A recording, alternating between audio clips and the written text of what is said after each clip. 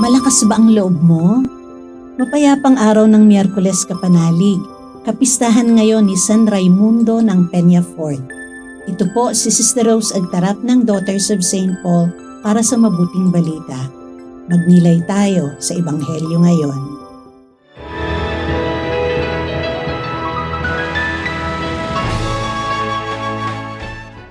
Pinilit ni Jesus na sumakay ang mga alagad at pinauna sa Betsaida sa kabilang ibayo habang pinaalis niya ang mga tao. At pagkapaalis niya sa kanila, mag-isa siyang lumayo papunta sa kaburulan para manalangin. Nasa laot na ng bangka ng gumabi at nag-iisa naman siyang nasa lupa. Nakita niya silang nahihirapan sa pagsagwan sapagkat pasalungat ang hangin. Kaya nang madaling araw na, pinuntahan sila ni Jesus na naglalakad sa dagat at waring lalampas sa kanila. Nang makita nila siyang naglalakad sa dagat, akala nila'y multo siya, kaya sumigaw sila. Nakita nga siya nilang lahat at nasindak sila, ngunit agad niya silang kinausap. Lakasan ang loob.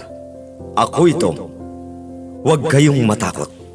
Nang nakasakay na siya sa bangka kasama nila, tumigil ang hangin, kaya lalo pa silang namangha.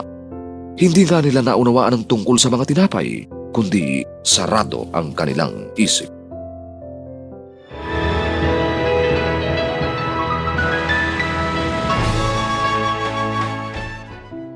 Kung sasakay tayo ng Grab, makikita natin na gumagamit ang driver ng Waze para magsilbing gabay sa ating patutunguhan.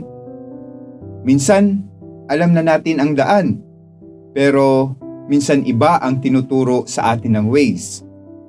Kung titingnan natin, akala natin mali ang itinuturo nito, pero binibigyan lang pala tayo ng ibang daan papunta sa ating paroroonan.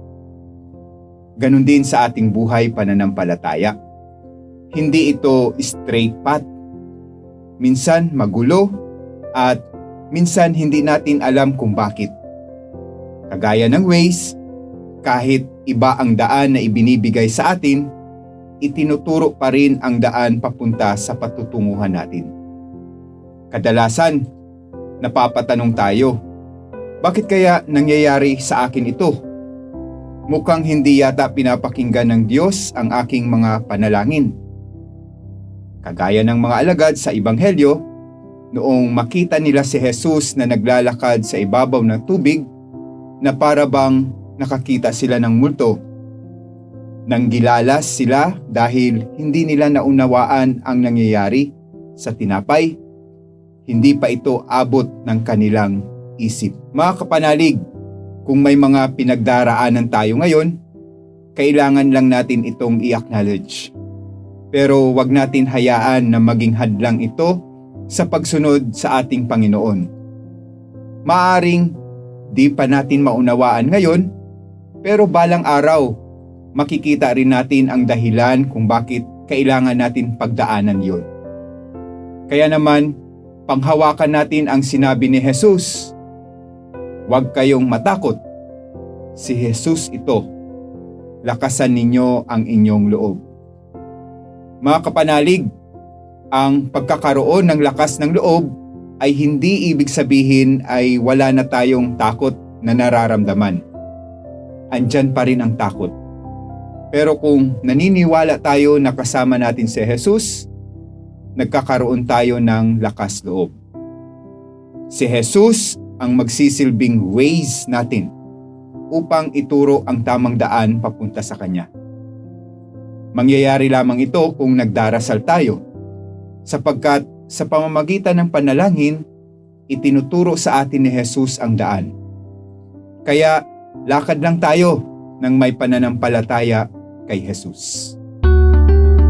Mga kapanalig, maraming salamat po sa inyong suporta sa aming misyon, lalo na sa mga donors at sponsors ng Mabuting Balita.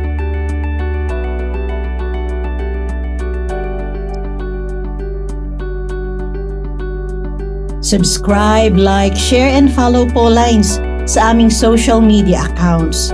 At patuloy kaming humihingi ng inyong tulong upang maipagpatuloy ang programang ito. Maaari po ninyong ipadala ang inyong love offerings at donasyon sa aming donations channels. Makakaasa kayo na kasamang lagi ang inyong mga intensyon at kahilingan sa aming panalangin araw-araw. Ito pong muli si Sister Rose na nag-aanyaya sa inyong manalangin. Banal na sanggol, pinawi mo ang kadiliman sa sanlibutan noong dumating ang iyong liwanag sa aming buhay. Pasinagin mo sa amin ang iyong paglingap upang makapamuhay kami bilang mga kapatid mo, ngayon at kailanman. Amen.